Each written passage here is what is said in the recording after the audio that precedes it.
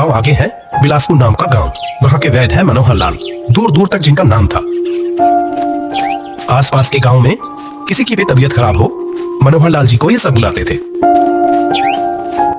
ऐसा ही एक दिन अचानक ये कैसी आंधी बरसात आ गई, सारे आम झड़ जाएंगे, बचेगा एक भी नहीं शायद।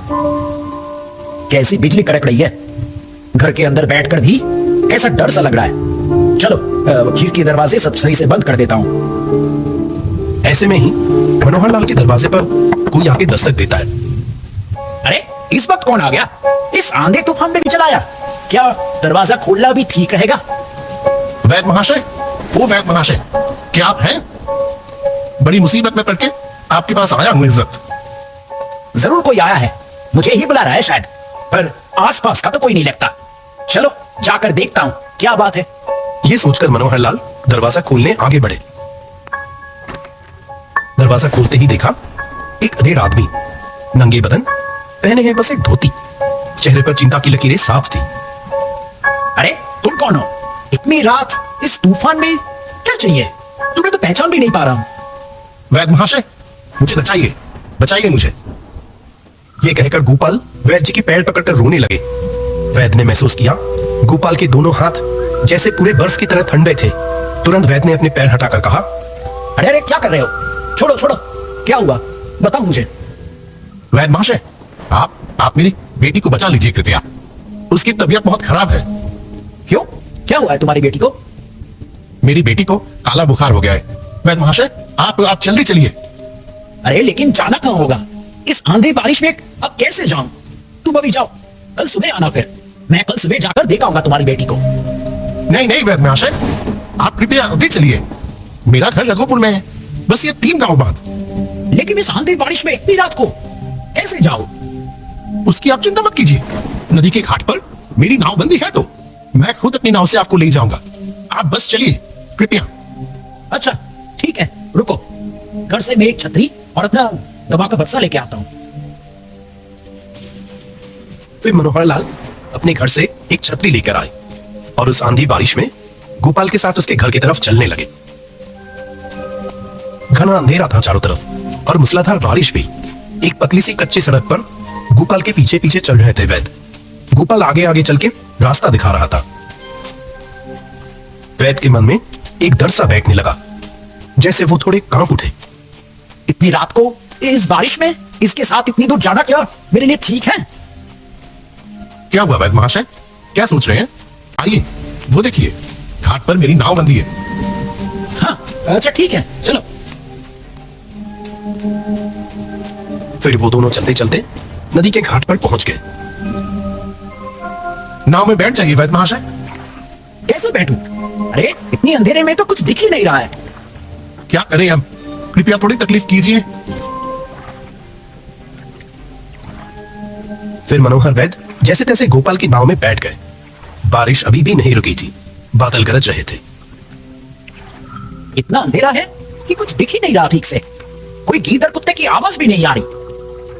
तभी वो आदमी बोला, वैद्य महाशय, मेरी बेटी ठीक तो हो जाएंगी ना?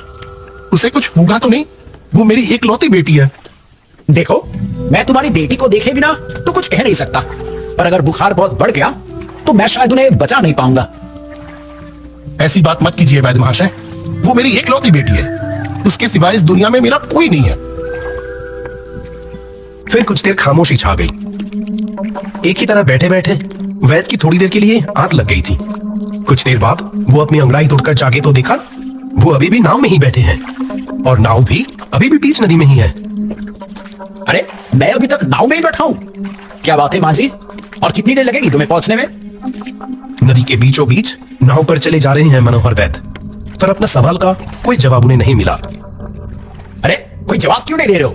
कुछ तो बोलो, बड़ी मुश्किल है, ये आदमी चुप क्यों हो गया अचानक? तभी एक जोरदार बिजली की चमक नाव पर पड़ी और तभी मनोहर लाल ने देखा नाव में कोई मांझी नहीं है, बस चप्पू अपने आप चल रहा है। मनोहर लाल डर से चीख पड़े, ये क्या? मांझी कहाँ गया? नाव में तो कोई नहीं है। तब ये चप्पू ऐसे अपने आप कैसे चल रहा है? नहीं, ये सब क्या देख रहा हूं मैं? इस आंधी बारिश में बीच नदी में कोई नहीं है। नाव में बैठे हैं वैद्य अकेले और उनकी आंखों के सामने वो अपने आप चलने वाला चप्पू। ये क्या हो रहा है? और अभी तो वो आदमी मुझसे बातें कर रहा था। ये सब क्या हो रहा है? तो क्या कोई? ठीक उसी वक्त एक जोरदार हंसी सुनाई दी।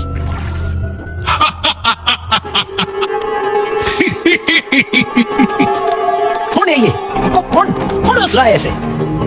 बीच नदी में हंसी की आवाज और भी तेज लगने लगी। ये सब क्या हो रहा है मेरे साथ? तभी एक और बिजली की चमक में वैद्य ने देखा, अब वो चप्पू चला रहा है वो कौन है ये? नहीं।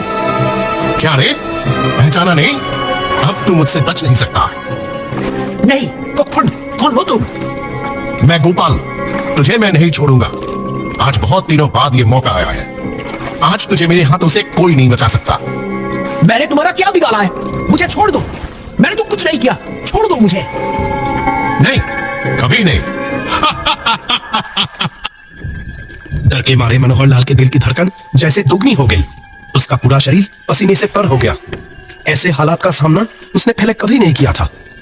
तूने मेरी बीवी को मारा है, मैं तुझे नहीं छोड़ूंगा। नहीं छोड़ूंगा मैं तुझे। मैं नहीं, मैंने तुम्हारी बीवी को नहीं मारा। तूने मारा है मेरी बीवी को, याद कर। कब? याद कर। ठीक ऐसे ही एक आंधी तूफान वाली रात में। वैद्य महाशय घर पर है?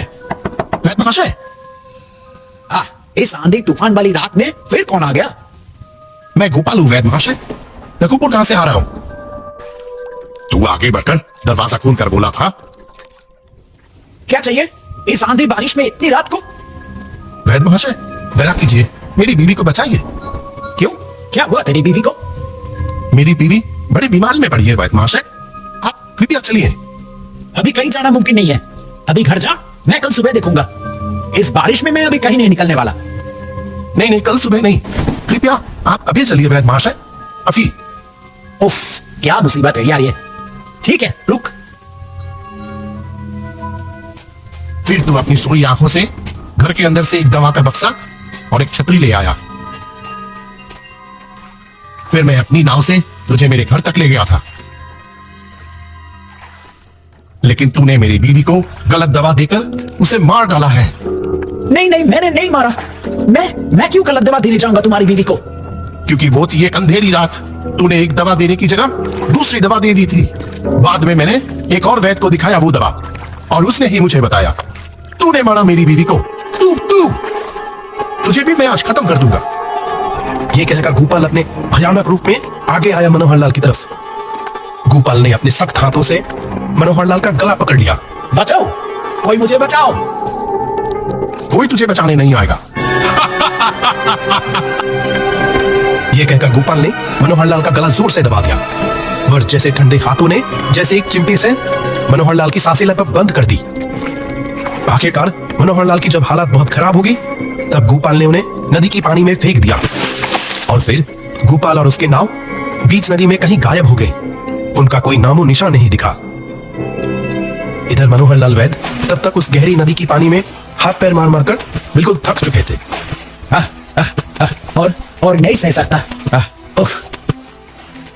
जब वो लगभग बेहोश होने ही वाले थे, तब दूर से एक नाव आती हुई दिखाई दी उन्हें। अरे, उस बीच नदी में कोई डूब रहा है क्या? कौन है वहां? रामू माझी तेजी से नाव चलाकर वैद्य के पास आ पहुंचा। रामू बिलासपुर गांव का ही मछुआरा है। वैद्य को देखते ही पहचान गया।